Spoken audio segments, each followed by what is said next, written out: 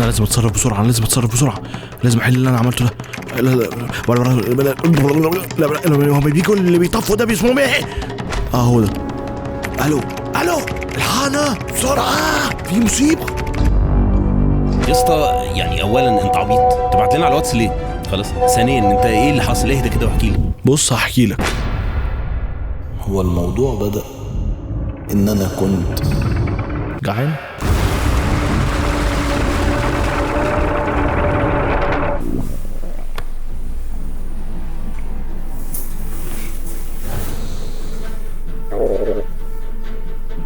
طبعا انا مش هحسدكوا على اللي انا شفته دلوقتي ده، لان المفروض بالاحترام يا شباب يا حلوين ان انتوا تقولوا لاخوكم الكبير وانتوا نازلين ان احنا نازلين ناكل.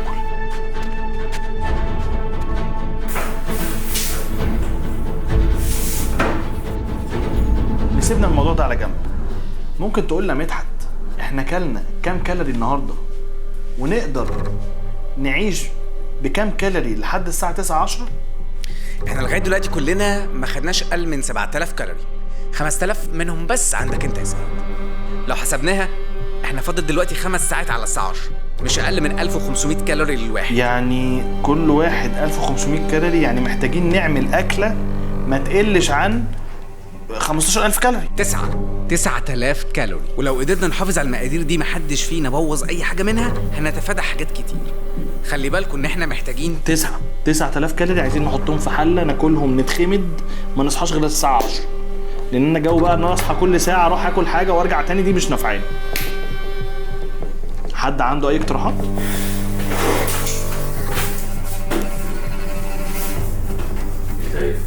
تعمل ايه ده؟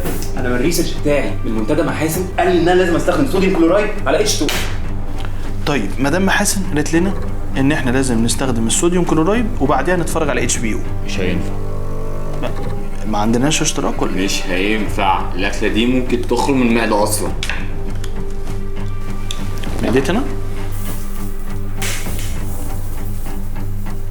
احنا عايزين نوصل ان احنا نعمل حله فيها 9000 كالوري، واحنا كل اللي عندنا قلتها لكم على السبوره. هنعمل طاجن سجق عليه بسطرمه وعليه الربع رومي اللي عندنا، وهنحط عليه التوابل بتاعت مدحت، وانت تحط لنا شويه حاجات على HBO على ماشي. يا جماعه احنا عندنا مشكله تانية.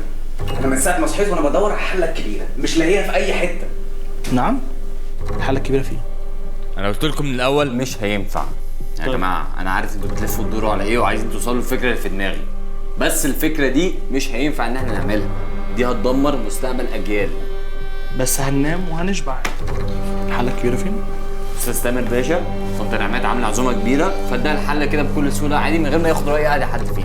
الباشا عشان قلبه الطيب وعشان كل واحد في البيت على فكره بيفكر في نفسه، بس كل واحد بياخد قرارات من دماغه، كل واحد اناني. فما تجيش بقى تلومني ان انا اكلت الجبنه عشان بدور لك نسبه الدهون اللي فيها وبفكر فيك وخايف على صحتك، وانت في الاخر جاي تتهمني ان انا اناني. هو انت ايه نظامك بقى مع الطنطات؟ طنط نعمات، طنط احسان، ولا حسنات؟ يعني مدينهم البيت كله ولا ايه؟ انا قلت لكم مش هنحتاج الحله الكبيره لو استخدمنا صوديوم كلورايد على H2O. هي المشكله كلها ان احنا لو استخدمنا حله صغيره هنعمل على الاقل 3 أو 4 طبقات. انا مش قادر استنى، انا جعان. الحله الصغيره فين بقى؟ ايه؟ عشان نبتدي يعني. هو انا اديتها لمدام جيهان. كل مره بقى في حل. ايه حلك؟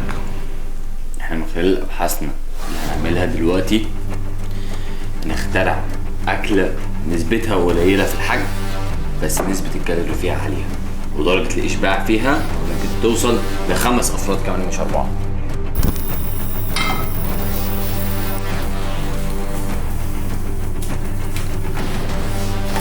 حط البطاطس دلوقتي. خليكم فاكرين ان كل واحد فيكم مسؤول عن عواقب القرار ده كويس قوي. انا بره عني كل حاجه. هو في كام في المية ان البتاع دي تولع في المطبخ كله؟ لو ما ظبطناش عند 120 النسبه 99%. 99 يا رب تكون من 1000. ولا هيدمرنا ولا حاجه، العواقب كلها هتلبسني انا، واي حاجه هتحصل غلط انا اللي هلبسها. ماشي؟ 55 56 57 70 80 سعيد. اخوك الكبير لابسها، فهنعملها دلوقتي وخلاص.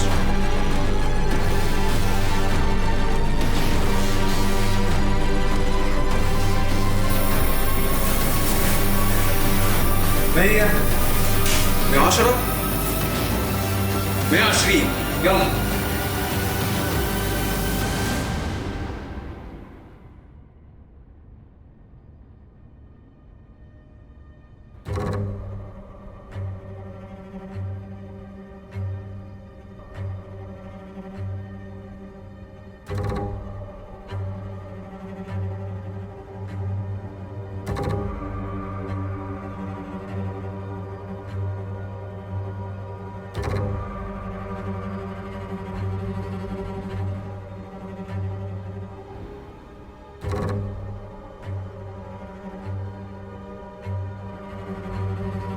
وخسرت كل حاجة حتى التلاجة.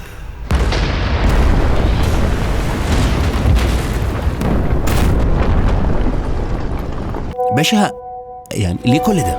خلاص ممكن تجيب اكل من قصر الكبابجي وخلاص. خلاص ده بيعمل احلى مشويات في مصر والشرق الاوسط. خلاص الملوخيه يا باشا من كوكب تاني.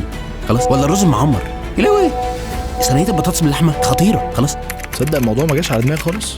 طب هات رقم الهوت لاين كده. 15 959. خلاص